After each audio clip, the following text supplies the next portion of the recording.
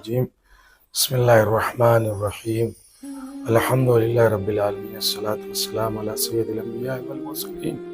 ابی القاسم المصطفى محمد اللہم صلی علی محمد وعلی محمد وآل بیتہ الطیبین الطاہرین المعصومین اما بعد فقد قال اللہ سبحانہ تبارک وتعالی وقول الحق بسم اللہ الرحمن الرحیم انا انزلناہ فی لیلۃ القدر۔ قرآن کا ارشاد ہے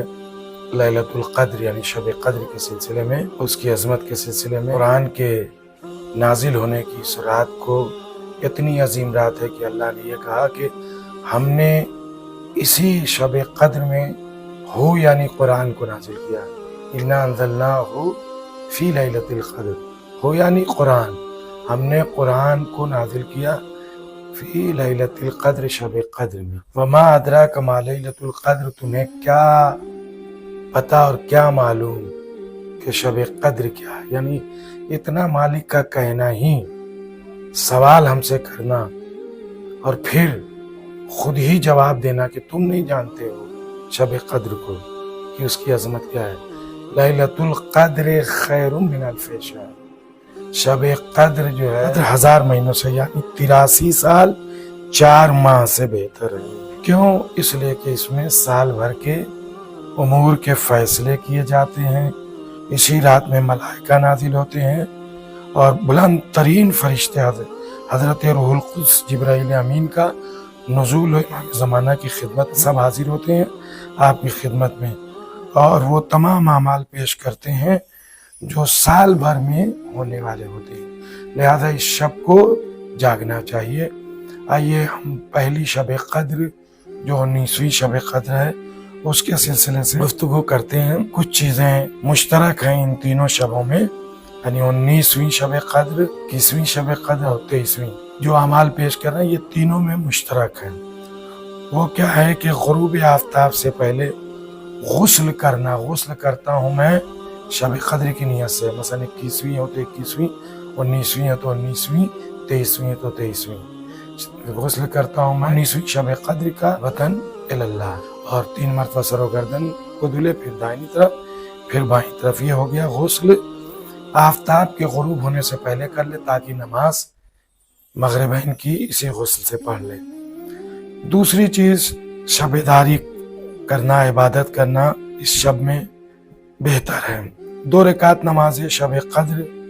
اس نیت سے پڑھے کہ 2 رکعت نماز پڑھتا ہوں یا پڑھتی ہوں 19ویں شب قدر کی مثلا، یا 21ویں شب قدر کی، یا 23ویں شب قدر کی، قربتاً اللہ، اور دونوں رکعت میں الحمد کی سورہ جو ہے وہ ایک بار پڑھنے کے بعد 7 مرتبہ سورہ قل اللہ پڑھنا ہے، جیسے صبح کی نماز پڑھتے ہیں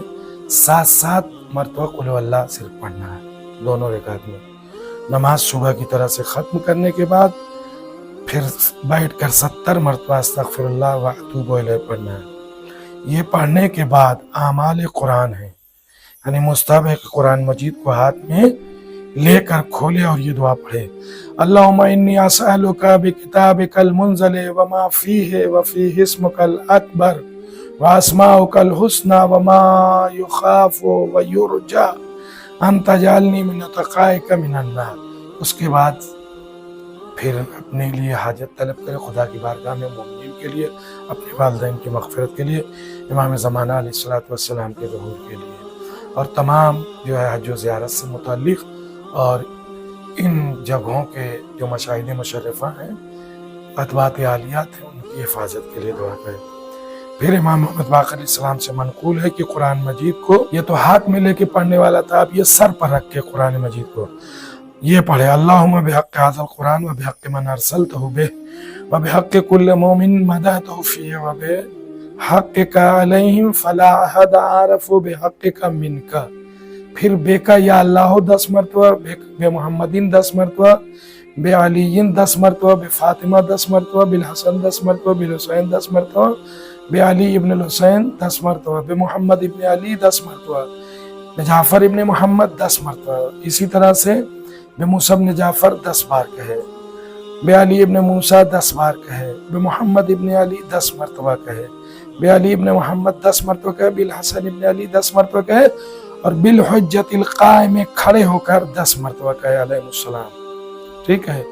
اس طرح سے کہے اور پھر دعا مانگے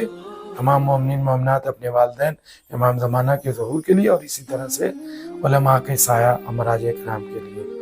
اس کے بعد اپنی جو مراد ہو، یہ ہو گیا سب میں مشترک اعمال شب قدر۔ 20ویں شب قدر کے مخصوص اعمال 100 مرتبہ استغفر اللہ ربی واتوب الیہ الگ سے، اور اسی مرتبہ 100 مرتبہ اللہم لعن قتلۃ امیر المومنین، اور اس کے بعد زیارت امام حسین علیہ السلام کی 2 رکعت نماز پڑھے صبح کی طرح سے، نیت کرے زیارت امام حسین صاحب کی 2 رکعت پڑھتی ہوں قربتاً جو بھی ہے نا مرد عورت ہو، اور 2 رکعت نماز پڑھنے کے بعد پھر زیارت وارثہ، زیارت اکبر اسلام، زیارت شہداء کربلا، زیارت حضرت ابو الفضل عباس علیہ السلام، اور اسی زیارت امام رضا اور زیارت امام زمانہ پڑھ کے اور تمام کرے۔ یہ 19ویں شب کے مخصوص اعمال تھے۔ وصلی اللہ علی محمد و آل محمد۔ مومنین اپنے دعاؤں میں ہم سب لوگوں کو یاد رکھے۔